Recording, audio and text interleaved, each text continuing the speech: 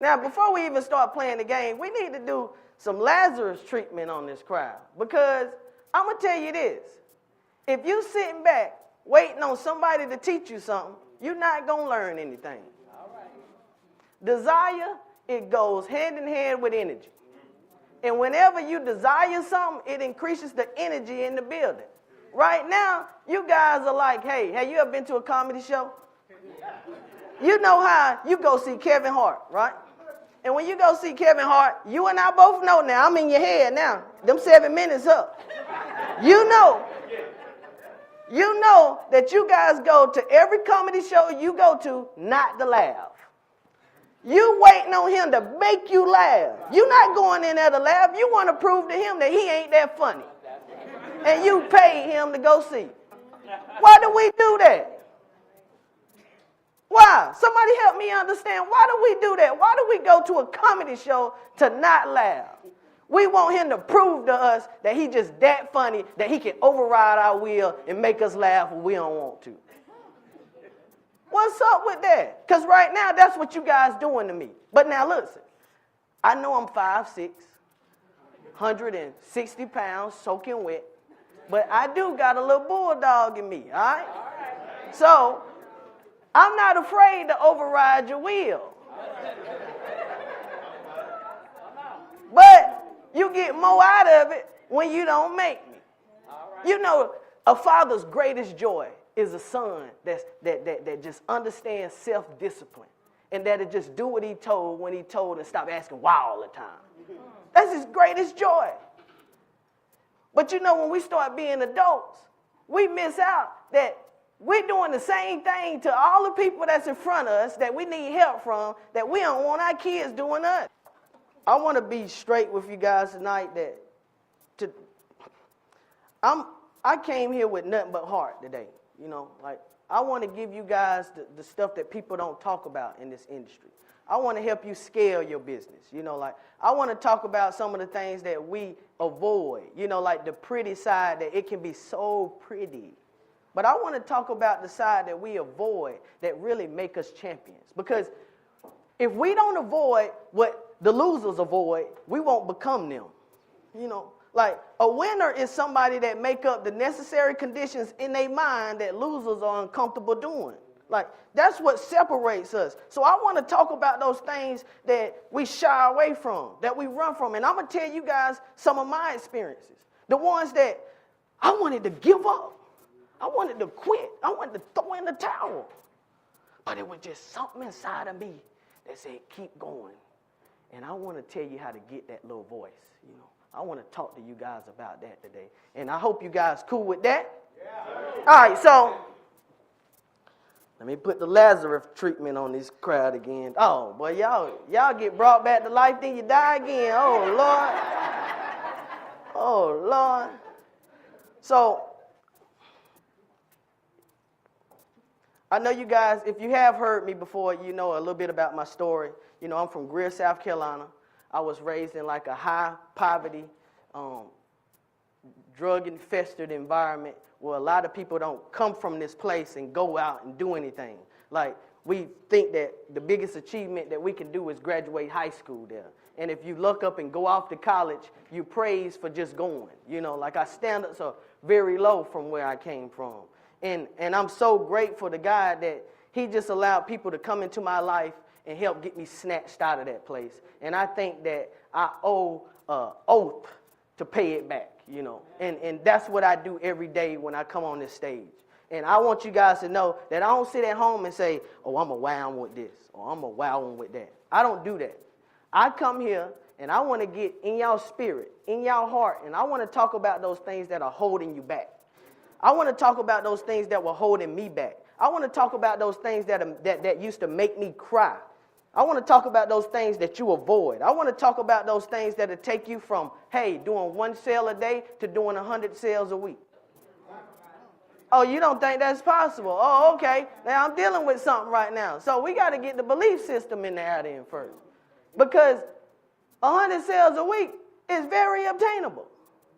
But you just can't do it alone.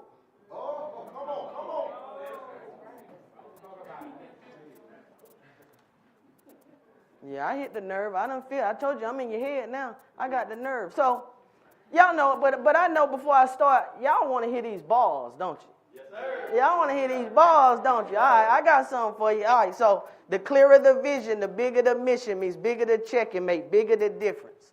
I still get that paper. I renew my subscription. Still on the rise because I follow who risen. I'm grateful to wake up. Stay focused, don't change up. I didn't fit greatness. I had to get tailored.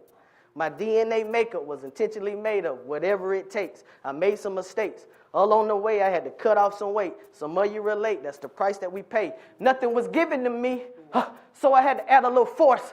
Unwrap my gifts from God. Then I went and wrapped my Porsche. Say I couldn't ball it too short. Now I ball harder than a sport. Pressing all year full court. With my whole team eating full course. Big dog status make boss moves. Turn a loss to a win. That's what leaders do. Turn my L's into M's. I'm alphabetical, and they used to tell me what I would never do. They was hating on the turtle, that's a shredder move, but I ain't going my shell, I just push through. As you're going through hell, you got to stay cool, and the devil is a lie, so I stay true. Yeah. I can turn your life around if you catch my drift. I got too much sauce, I could sell this drip. I was standing on I went hard in the paint, like I was standing on stilts. And it don't matter how you come. This is where champions get built. I say, brand new Porsche got white keys. Feeling so blessed I might sneeze. Keep your excuses, just gon' leave. Saw M's before I got them because I believe. EHG going all the way. When you riding with Eric, they supposed to hate.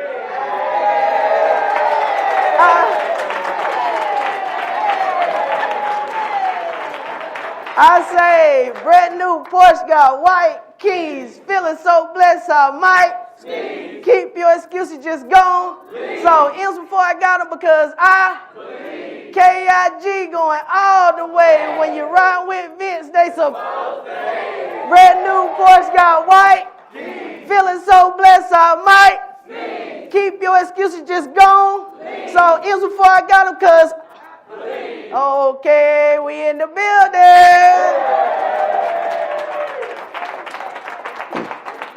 Imagine being from that area. No first generation business people in your family. My mom worked at Macy's department store. She made $14,000 a year. She had 3 children. My grandmother was 100 years old when she passed away last year, and I always had someone else staying with her. So my mom supported us, 6 people, on maybe $130, maybe $115 a week. Now this lady had so much pride though. She wouldn't let us sign up for government assistance. We didn't get free lunch. We went to the lunchroom with quarters. See, they didn't have, what every kid got to eat then, You didn't have it, you were looking ugly at the table. But she always found a way. But she saw something in me, and then she just would not let go of what she saw in me. Because sometimes somebody else's belief in you will make you turn into what they see. Because right now, I'm a reflection of what that lady saw. Oh, yeah, y'all better give her something on that. Y'all better give her something on that. And she tricked me into going to college. Now, I said, look, I ain't going to school, She was like, I'm having a party at my house. And I consider you as one of my friends, and I would really like you to come.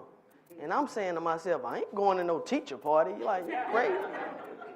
And she was real persistent, and she begged me, and I finally said, you know what? I don't have a car to come, and that was my only way out, I'll come pick you up, And she came pick me up, and when we got to her condo, there was no music, no balloons, no cars. It was just her and my 6th grade teacher, Miss Brenda Elmo, with the computer search on Google, all the schools in South Carolina. And she said, look, Ishmael, we really want you to go to school. And listen, when you're not used to that type of love, you resist it, I was finna run up out that house, And she said, look, I'll fill them out for you, And she filled out 10 college applications for me and paid for them, all right? That was going above and beyond her duty, all right? The next lady was the lady, her name was Barbara Henderson. She was probably the first self-employed person that I saw.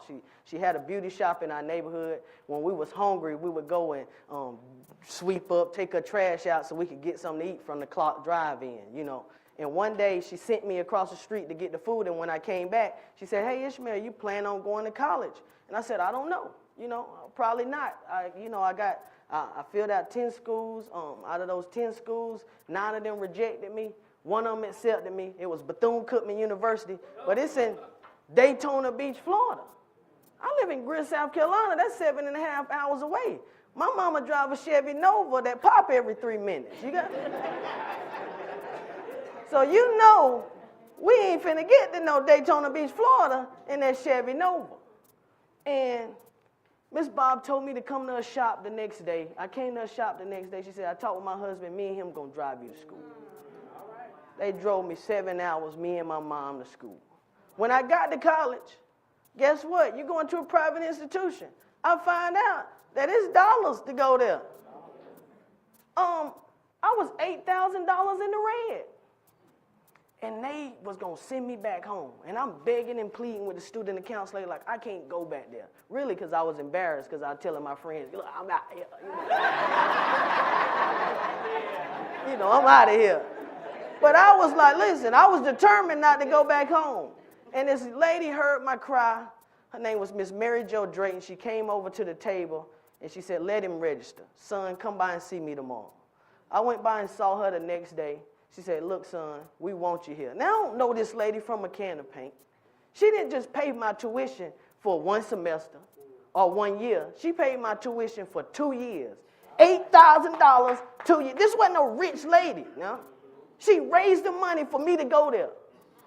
And so I was like, whoa. Now, at this time, I was a computer science major. I was just that because they told me, hey, that's how you get a job. You know how they fool you, you know. Go do this because this will get you a job.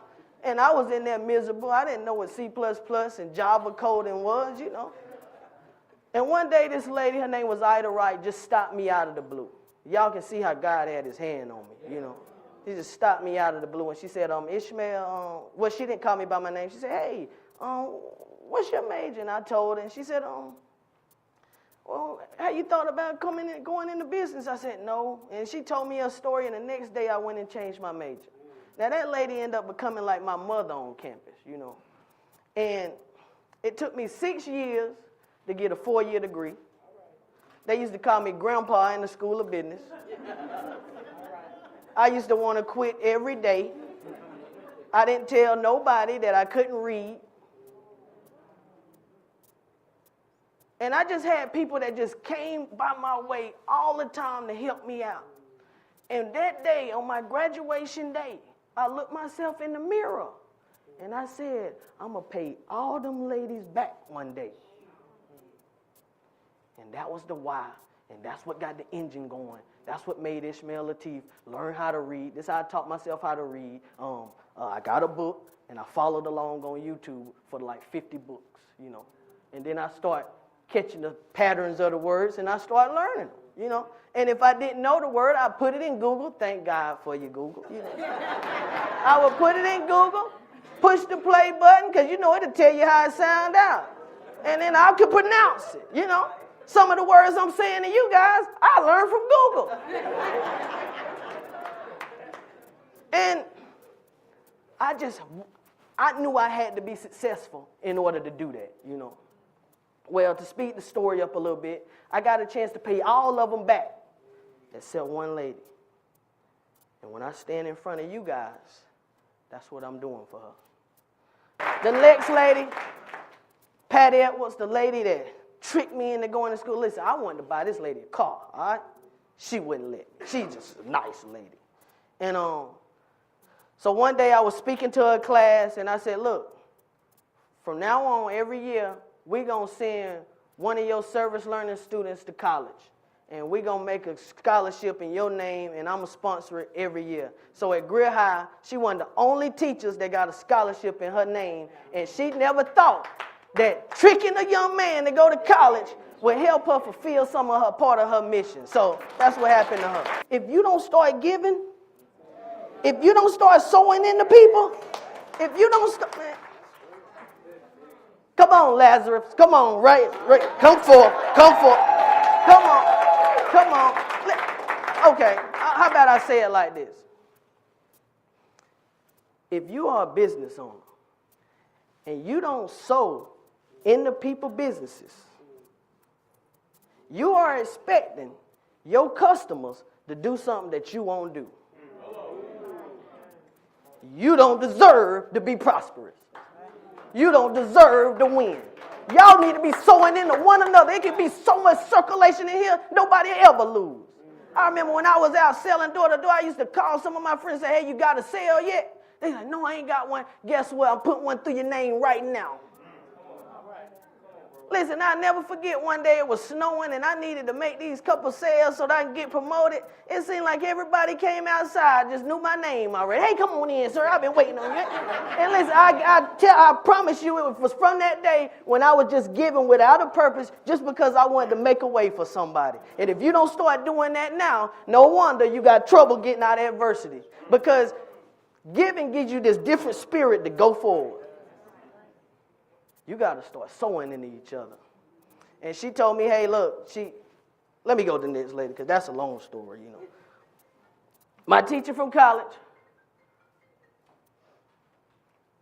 she used to drive this 1987 BMW to college every day. I used to see her broke down, you know. Now, she a sophisticated lady. She is a sister of the Alpha Kappa Alpha Sorority Incorporated. So you know they don't play. You know they don't play. And I used to see her, and I used to just feel so bad, you know, and I would help her. If she sent me somewhere, I would go running. I would skip class to do her what she needed me to do, you know. And when I started to come up, I never forget that one day I called and said, hey, what's that kind of car you want? And she told me. And when we started Innovation Station, I remember probably, October of our first year. I never forget, homecoming weekend. I surprised her with that car, boy. Can you imagine what happened to that school? Listen, this school of business went into a frenzy. They saw Miss Wright not driving in that 1987 BMW no more that she done had since it came out. Like, she had it since it came out. I was born in 85 now. She had that BMW when I was in school. She put new everything probably in there. And if it was still running off old parts, she know how to lay hands then, don't she? Because there ain't no way. But I got a chance to bless her with like her dream car. And it was only one person that I didn't get to pay back. In 2012, I wanted to do something for this lady. And that was the lady that paid me for me to go to college, not knowing me from a can of paint. She had a stroke and passed away the day I was going up there to see her. And that broke me. At this time, I wasn't speaking, didn't plan on it. And one day, somebody tricked me into coming and said, hey, look, man, I want you to just come. Just say a couple things about your day. And I used to be timid about going to share my story and stuff like that, especially coming from the area that I was from. I didn't like to talk about figures. I didn't like to do none of that because I thought, you know, them boys come looking for you. You know where I'm from. So I used to kind of keep it real quiet. And one day, someone got me out to speak to a school. And one of those kids worked with me now.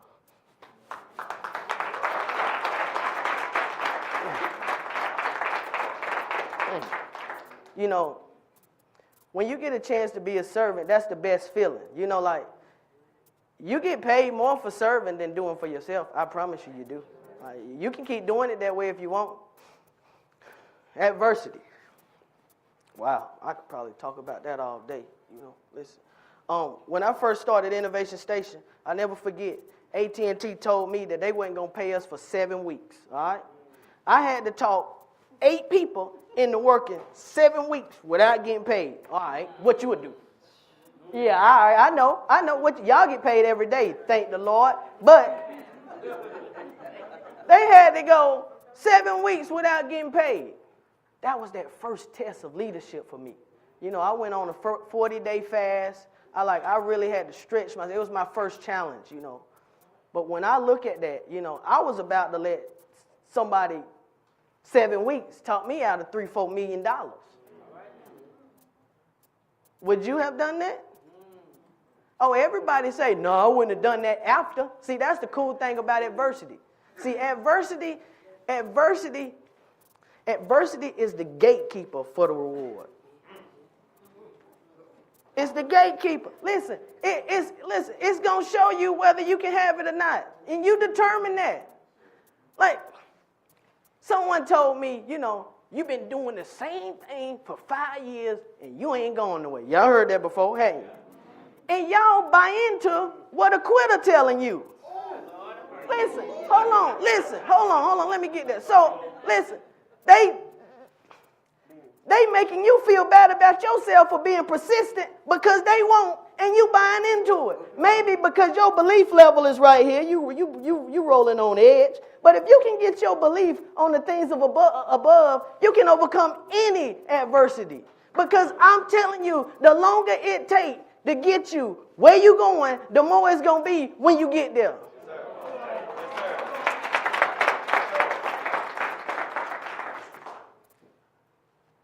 Don't let losers talk you out of it. Because they used to talk me out of it. I can tell y'all, I can have you. As y'all can see, I can be real comical. And I'm doing my best not to get on some people that ain't here because I don't like to talk about people when they ain't around. But I get on one of them, all right? I used to have this girlfriend, right? I got to say it. And, I had started selling door to door. And I was selling cable, My first check was $23 for the whole month. Well, you almost let one slip, didn't you? For the whole month. $23, Vince. And someone asked me, why do you keep doing that? I said, because I ain't never quit nothing before. All right, amen. I ain't never quit nothing before. And I watched a lot of people quit. I did. But I remember this one person that I cared about. She went and left me for somebody that worked for the government. Now, I ain't into politics and all, but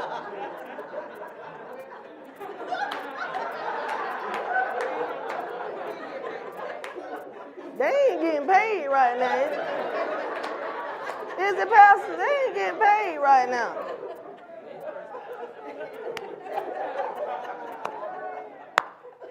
I should call and say, you sure you want that? But nah, I ain't going to do it. I ain't going to be petty. But a lot of times, when you got like this dream to be somebody, and you get put in this tough situation, I'm telling you, stay there. Because what you asking for is in there. Because you always going to get put in a tough situation before you get what you want. That tough situation is going to make you who you need to be to get you what you want. It's something about the process that make you be strong enough to handle the promise. Boy, it's something about it. Boy, it's something about it. It's something about the process. But look, they teach us to focus on the process so much, Do you really go to the weight room and say, oh, man, my arm's hurting, all this, man? You feel sore, but you don't focus on that. You focus on what? The reward, the result, what am I going to look like? What am I going to feel like? What's my energy, my vitality going to be like after the fact? And why don't we do the same thing when it comes to our goals? We think because one wrong attempt is supposed to make us turn and do something else. 2 wrong attempts is supposed to make us turn and do something else. The camera that they filming me on is because somebody didn't doubt. Listen, the teeth in our mouth, the ones that we got knocked out that's fake now, they there because somebody didn't doubt. The hair that we got in our hair that ain't real is because somebody didn't doubt. The shoes that we got on is because somebody didn't doubt. The computer that they using is because somebody didn't doubt. Why are we sitting around here doubting when we got our own gifts and talents, when we got something to do, like God put us here to do something?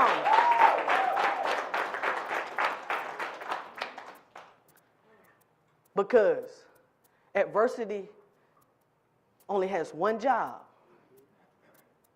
and that's to weed out the doubters. Because you can always tell if somebody believes something based upon how long they'll do it. If you read the scriptures when they talk about the children of Israel that wandered for 40 years, you always hear that, don't you? But they don't talk about the other side. It took them 45 years to get there.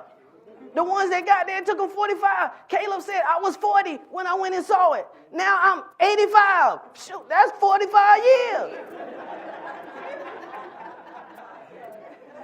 So it take you just as long. It take you just as long to cry as it do to achieve. Why you wasting your time on crying? Adversity come to reveal you. Listen, if it wasn't valuable, there wouldn't be something stopping you from getting there. Adversity is the gatekeeper from your goals. Adversity is the reason why you see people got shine on their face, why they talk with authority. It's because they came from adversity. Have you ever seen a kid that's spoiled, that never had to work for nothing? Their daddy was the basketball coach and let him start, and then when he get around, his daddy ain't around, he don't know what to do. It's because everything that he ever had was given to him. Oh, but y'all want somebody, give me a rank, give me a ring, give me a check, give me a car, give me a house. And you be mad when it gets stripped from you because something in the economy changed, or somebody say, hey, now we got to up on taxes, or I don't care what the taxes is going to be. You can't have my stuff because I get out there and work and get it. 10. Where is that spirit at? Because I believe, ladies and gentlemen, it's only one thing that keep us from possessing the land. And that is, when we come up against the giant, we see ourselves too small to win.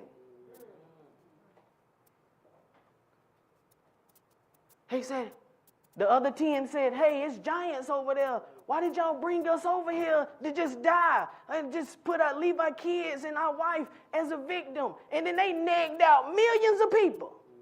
Y'all ever had somebody come here, oh, this stuff don't work, oh, this stuff don't work, and some of y'all start following them and believing them. You ain't noticed that all of them died?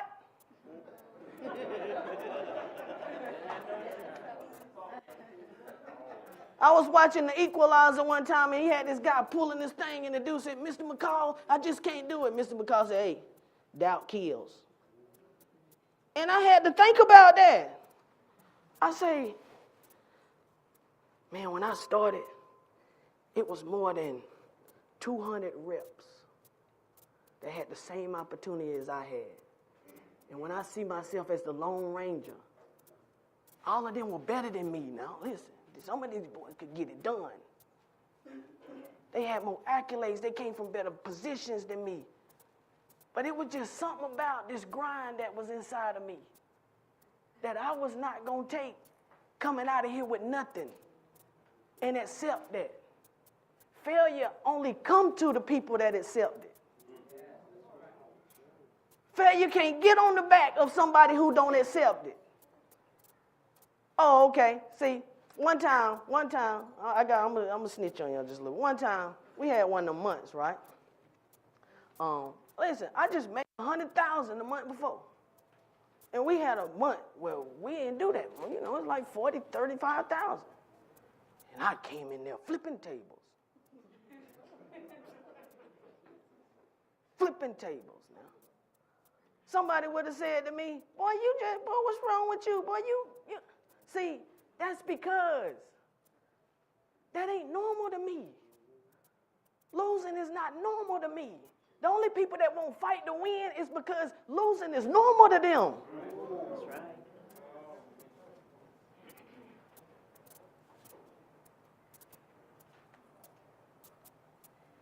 If I don't leave you with nothing else, losing was not sent to us, or taking losses or making mistakes was not sent to us to make us faint. It was sent to us to empower us to be strong. And if we start accepting it as what it's not, we start becoming what we don't want to be. It's something about overcoming challenges that make you the person that you desire to be. The people that don't overcome the challenges never be the person that they destined to be. It's something about destiny. It's so funny that destiny and destination got like the same word in there. And you can't get to a destination without going through something. You can't get to a destination without facing the wind.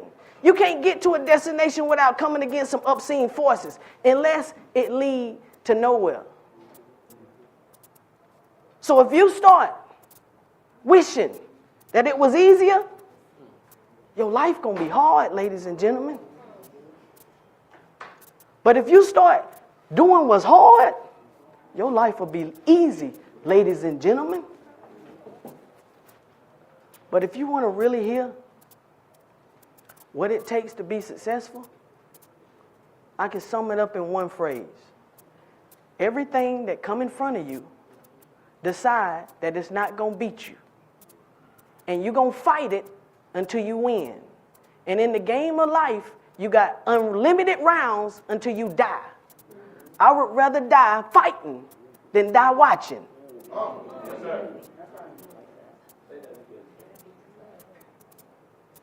It's time, ladies and gentlemen.